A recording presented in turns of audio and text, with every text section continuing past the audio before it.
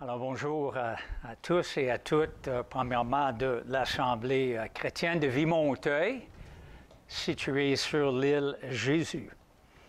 Et bonjour aussi à tous ceux qui nous regardent par notre chaîne YouTube ou autrement. Alors aujourd'hui, j'aimerais embarquer dans un discours qui regarde la venue de Jésus dans ce monde, que j'appelle à la fois magnifique et renversant. Et on va définir ces termes-là.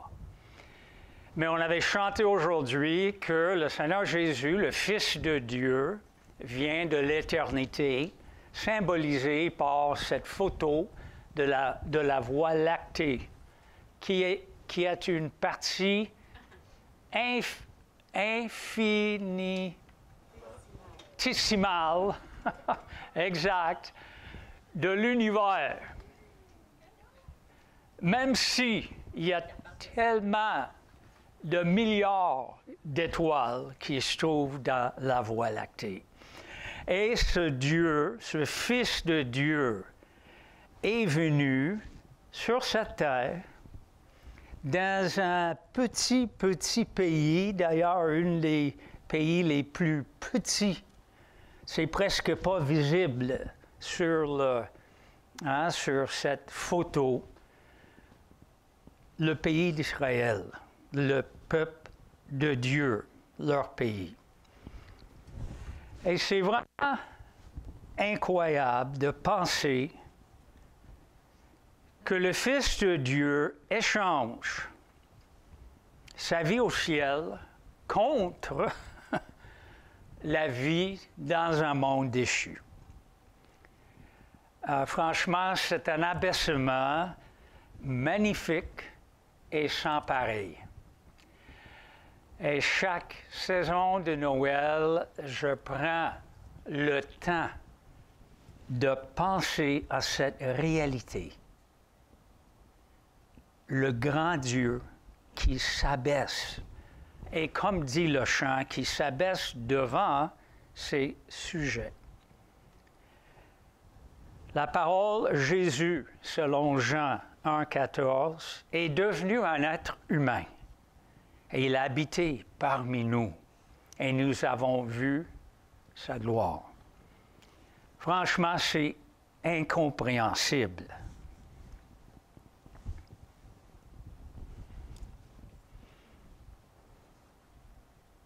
Ayant toujours, nous, vécu dans ce monde, c'est très difficile pour nous autres de capter l'écart entre le ciel et la terre. Ça, c'est la seule chose qu'on a toujours connue, la vie ici.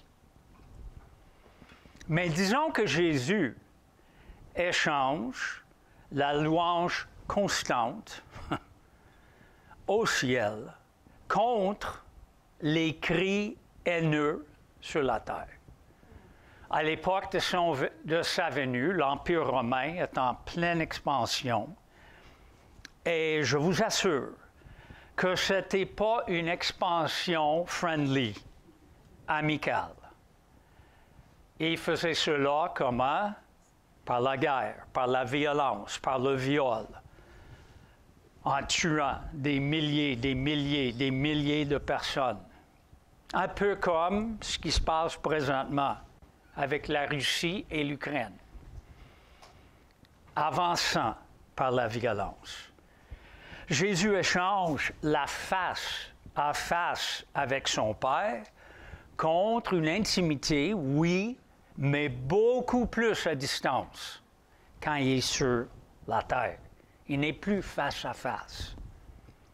Jésus échange la vie, parce qu'au ciel, c'est la vie contre la mort. Le Fils de Dieu échange la toute-puissance contre l'impuissance d'un bébé. Et la vulnérabilité. Il échange la sécurité totale au ciel, où ils sont intouchables, contre la vulnérabilité totale sur la terre. Jésus se met littéralement dans les mains des parents bien faillibles, imparfaits, comme nous tous qui sommes parents. Mais il s'offre et il se met entre leurs mains. Jésus quitte une vie sans douleur physique et il entre dans un monde en pleine souffrance. D'ailleurs, pour entrer dans ce monde, c'est un temps de souffrance pour maman et pour le bébé, tous les deux. Alors, pour nous, la vie et la souffrance sont irrémédiablement liées, étroitement liées. Souffrance, vie, souffrance, hop, bébé. Mais au ciel, ça marche autrement. Et Jésus laisse en arrière les relations harmonieuses et ici sur terre, il va rencontrer les relations conflictuelles. Pas toujours, pas toutes ces relations. Mais encore une fois, c'est ça le monde déchu. Et lui a décidé de faire cet échange.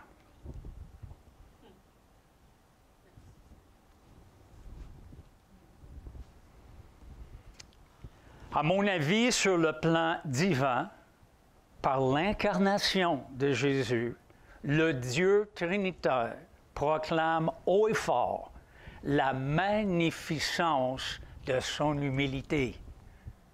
C'est magnifique. Le monde où nous vivons, d'habitude, va bafouer l'humilité. Hein? Ils n'ont pas de place pour l'humilité.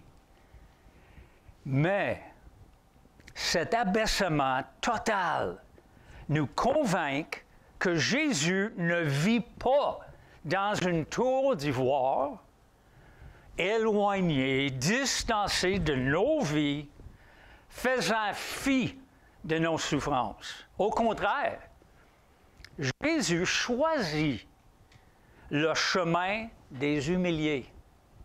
Il choisit le chemin des pauvres. Il choisit la vie des faibles, des rejetés, des sans-abri. En fait, par l'incarnation, Jésus débute une vie entière d'humilité divine qui nous abasourdit. La gloire de Jésus se trouve pleinement dans cette humilité, cet abaissement, surtout lorsqu'il va à la croix. Il ne peut pas s'humilier plus que la croix. Mais si j'ai une autre occasion d'enseigner d'ici Noël, parce que le pasteur associé Yves va enseigner, je veux parler de sa naissance, le lieu de sa naissance et de l'humilité que ça nous démontre. Mais c'est sûr que la croix, où il était nu, où il était complètement figé, attaché, cloué, est le signe de son humilité la plus évidente. Et pourquoi? Bon, on avait chanté. Ah, OK. Anyway, pourquoi on avait chanté? Pourquoi? Puis on le sait tous. Il a fait tout cela. Premièrement, je suis convaincu pour le Père. Pour le Père. Nous, on pense tout de suite, il a fait ça pour nous, qui est vrai. C'est vrai, il est venu sur terre pour nous, ça c'est sûr.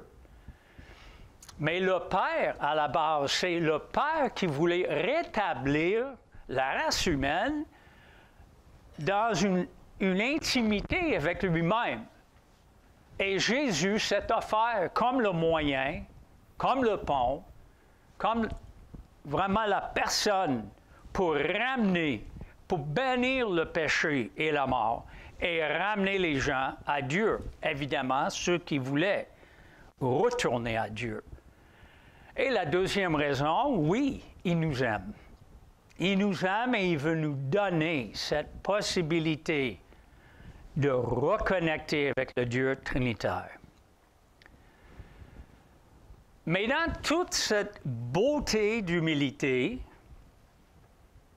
tout ce service que Jésus offre à nous et au Père, il faut dire que cet abaissement du Fils de Dieu cause à son tour un renversement total dans la vie de toutes les personnes qui s'impliquent dans la venue de Jésus dans notre monde.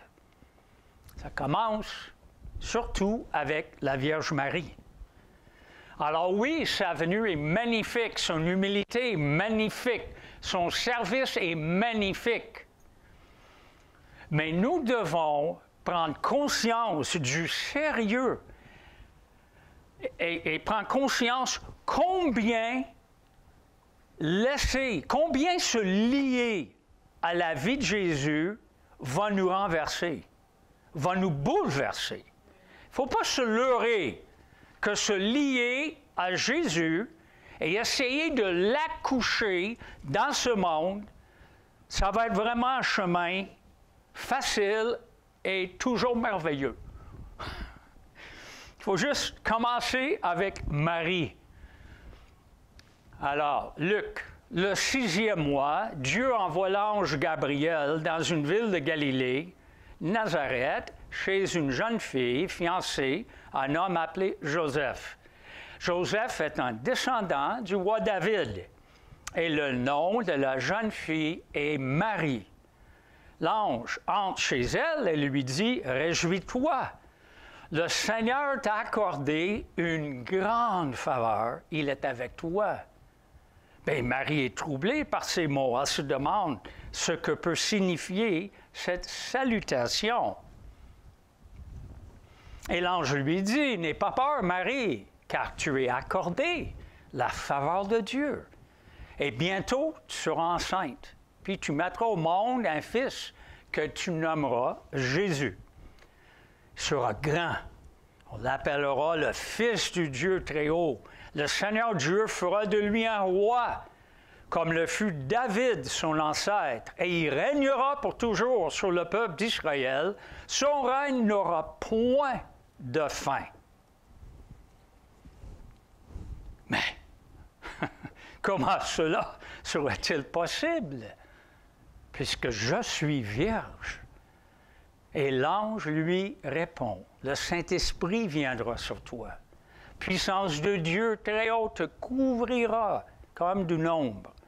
C'est pourquoi on appellera Saint et Fils de Dieu l'enfant qui doit naître. » Élisabeth, apparente, attend elle-même un fils, malgré son âge. Elle, qu'on disait stérile, en est maintenant son 6e mois, car rien n'est impossible à Dieu. Alors Marie dit, « Je suis la servante du Seigneur. Que tout se passe pour moi, comme tu l'as dit. » On ne va pas décortiquer tous les termes que l'ange attribue à Jésus, mais c'est évident que c'est une situation du jamais vu, et Marie s'offre sans réserve. Elle est vraiment exemplaire pour nous tous dans sa soumission à la volonté de Dieu. Et je trouve bien intéressant que dans le même chapitre de Luc, on a deux réactions différentes à un message donné par l'ange Gabriel. Il vient chez qui? Zacharie, Marie d'Élisabeth, au début de Luc, le 1er chapitre. Il dit, vous allez avoir un fils, ta femme va tomber enceinte. Comment Zacharie a réagi? avec doute, avec questionnement. Jusqu'à un certain point, c'est normal. Il est vieux.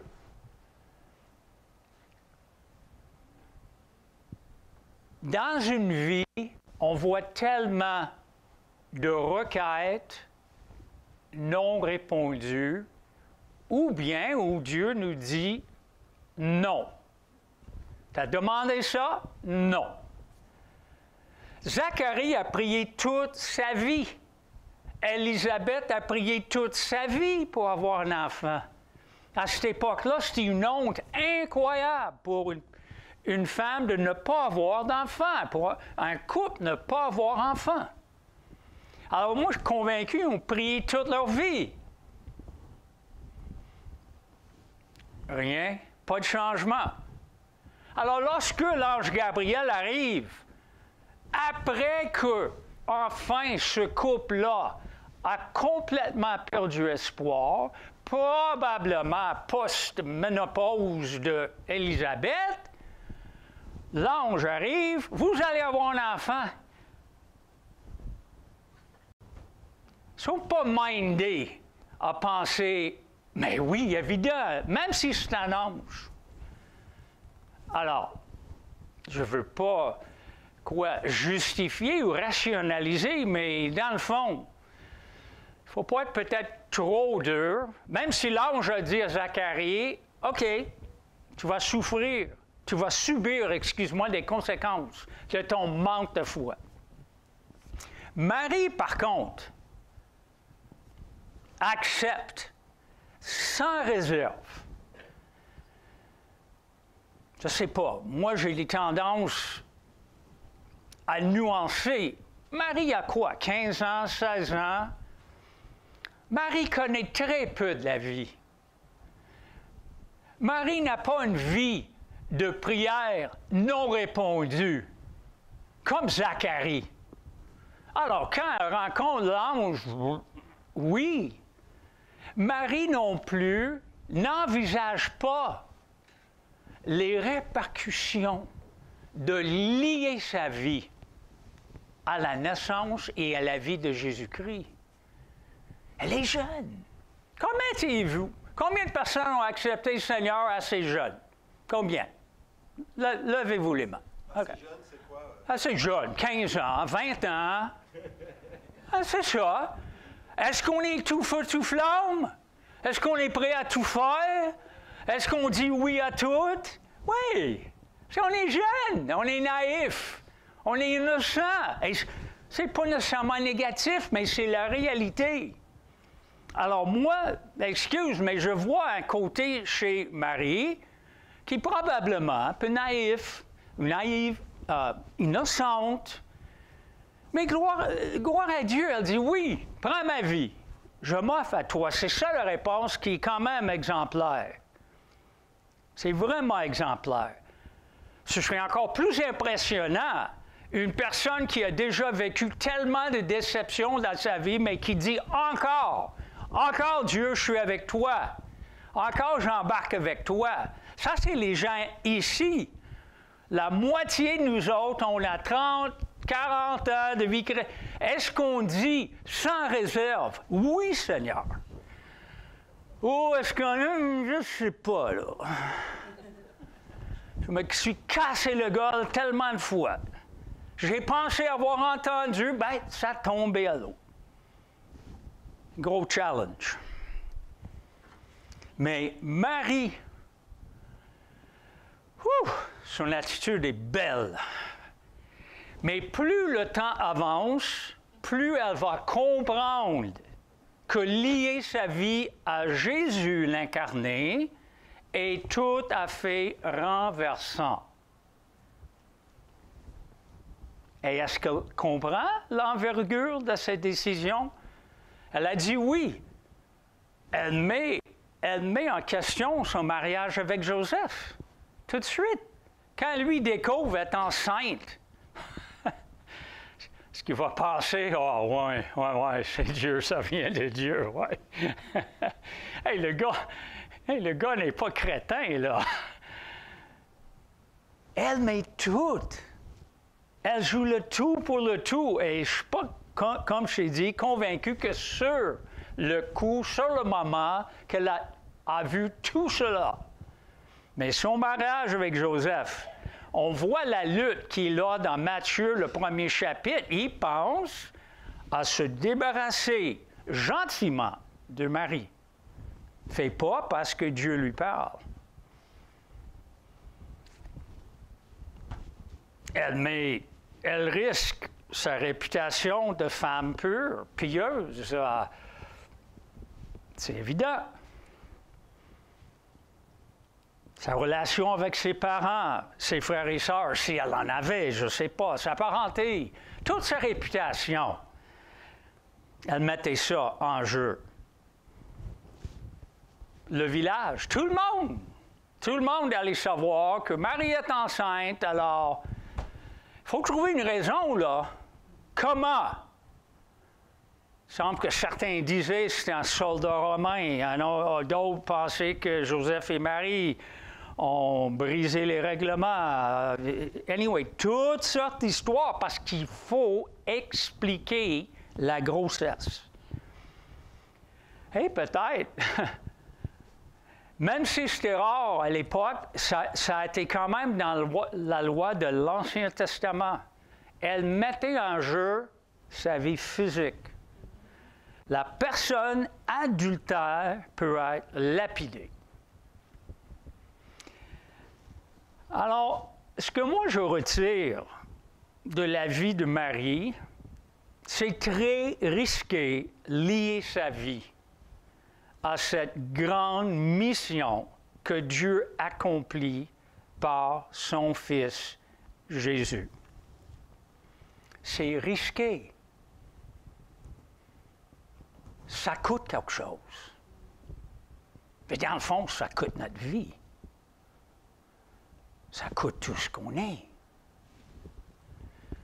Et c'est pas... Oui, c'est différent. Ma vie, Marie, votre vie, Marie. Mais le principe est pareil.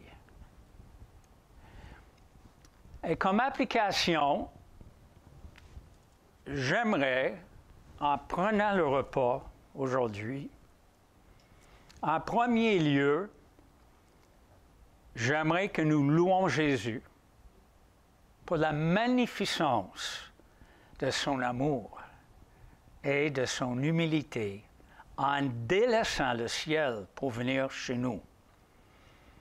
Parce qu'il est 100% divin, 100% humain, sauf sans péché.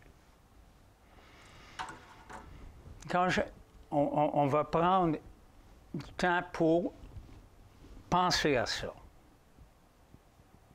Deuxièmement, j'aimerais que nous méditions le courage et l'obéissance de Marie qui joue le tout pour le tout.